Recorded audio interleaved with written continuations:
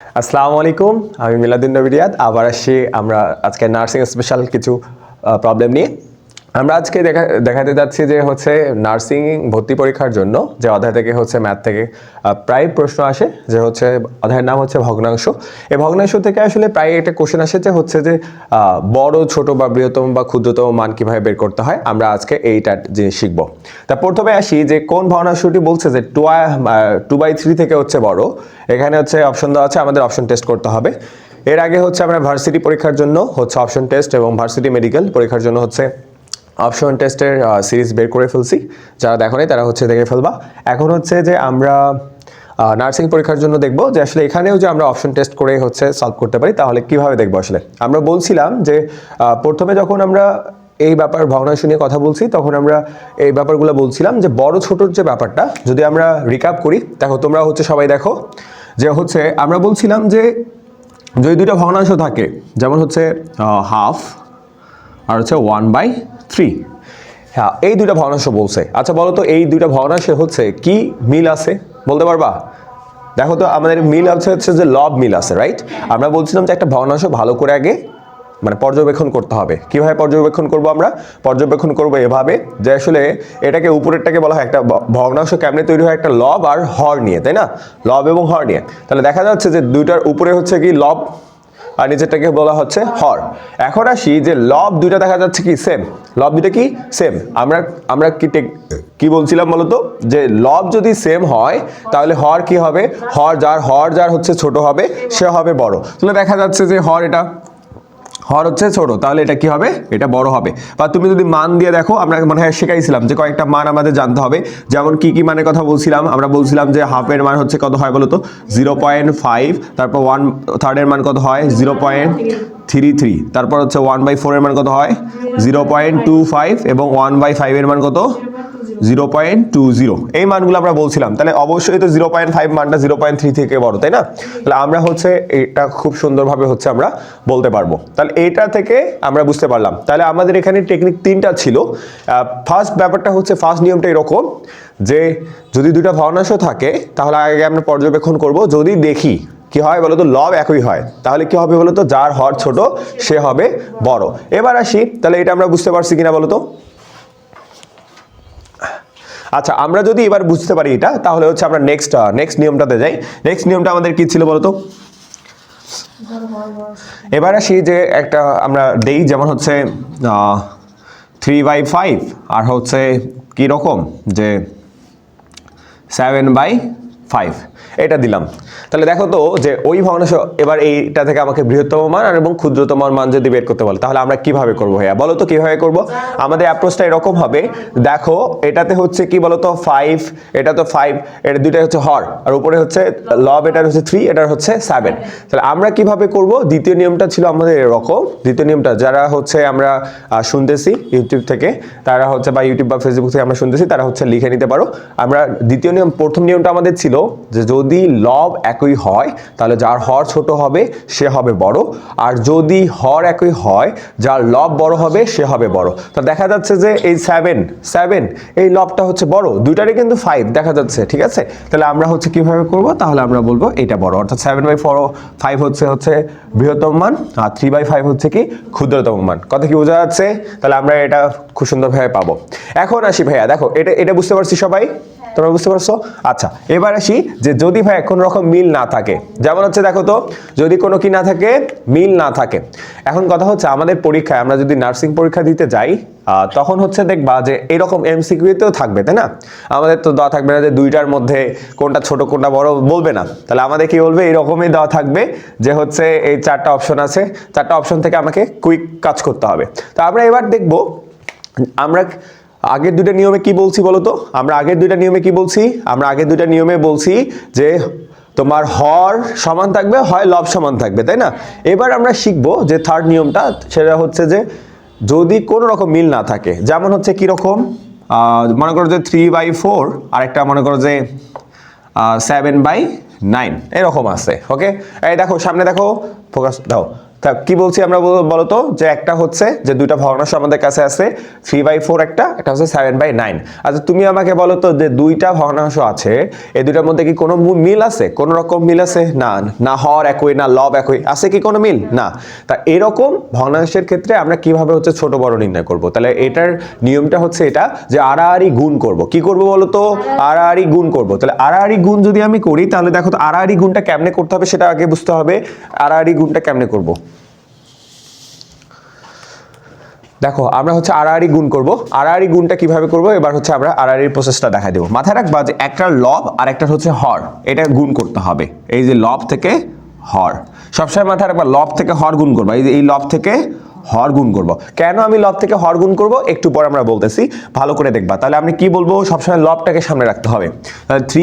তাহলে 3 গুণন 9 কত হচ্ছে? 3 লং 27, 4 সাতা 7 গুণন 4, 4 সাতা 28।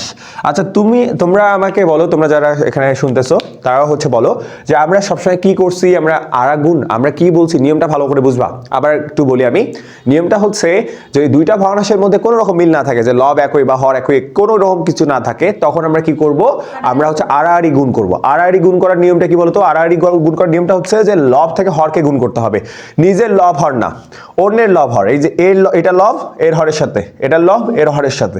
দেখো তোমরা দেখো তো একটা জিনিস বুঝবা যে এইটা হচ্ছে প্রথম ভগ্নাংশের লব না, আর এটা হচ্ছে কি দ্বিতীয় ভগ্নাংশের লব। দেখো লবগুলাকে আমি সবসময় কি করছি, সামনে রাখছি। তো এখন আসি যে আমাদের দেখো তো 27 বড় না 28 বড় বলো তো?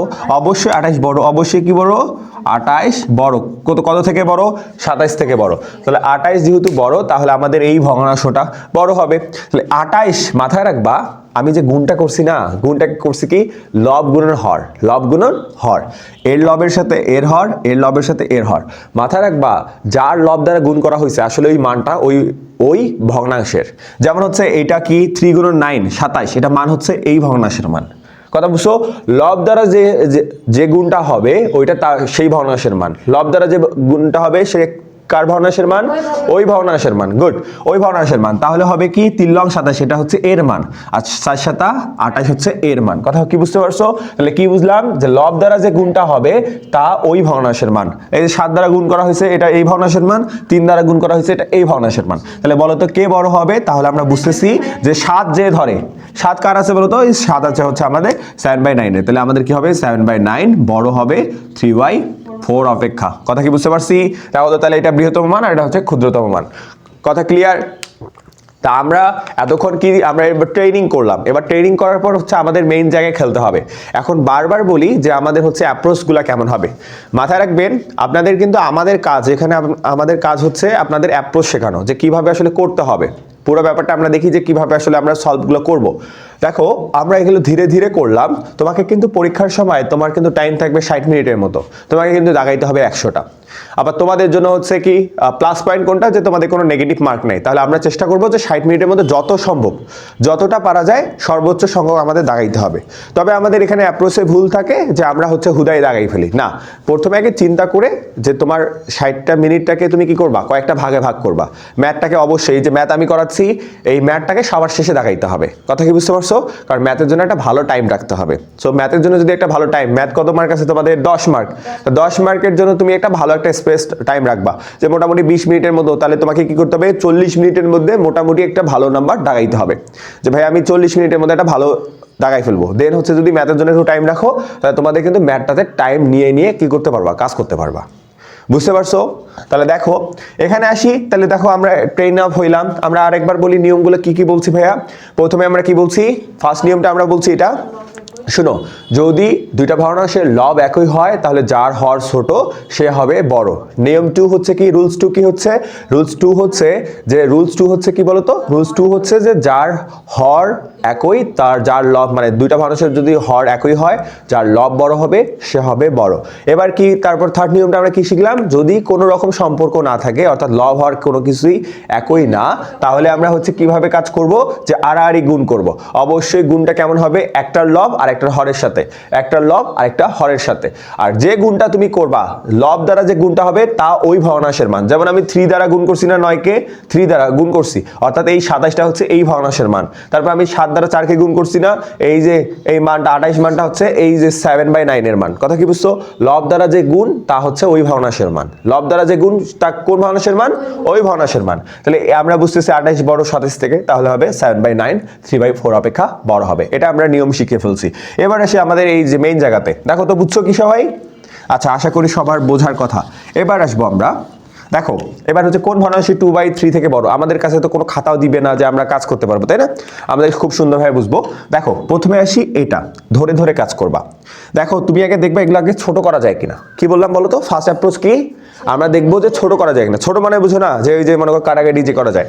আচ্ছা, তো 33/50 এটা তো কাটা যাবে না, 8/11 কাটাকাটি করা যাবে না, 3/5 কাটাকাটি করা যাবে না, 13/7 কাটাকাটি করা যাবে না। তা আমরা একটা কাজ করি, প্রথম থেকে আসি। তাহলে কি করব? এই 33 দ্বারা গুণ করবো কাকে? 3 কে। এই 33 মানে বোঝো নাই? শোনো, আমি মানে বুঝাইতে চাচ্ছিলাম কিরকম, এই যে ভগ্নাংশটা আছে তোমাকে কিন্তু খাতায় তুমি লেখার সুযোগ পাবা না। তোমাকে এইরকম করে চিন্তা করতে হবে যে এই 33/50 এরকম আছে, আর 2/3 আমার এরকম আছে, বুঝছো? তাহলে আমরা এরকম করে গুণ করবো। তাহলে কি হবে বলো তো? তাহলে 33-এর সাথে গুণ হবে কার? 3-এর। 33 কত হয়? 99। 33 কত হবে?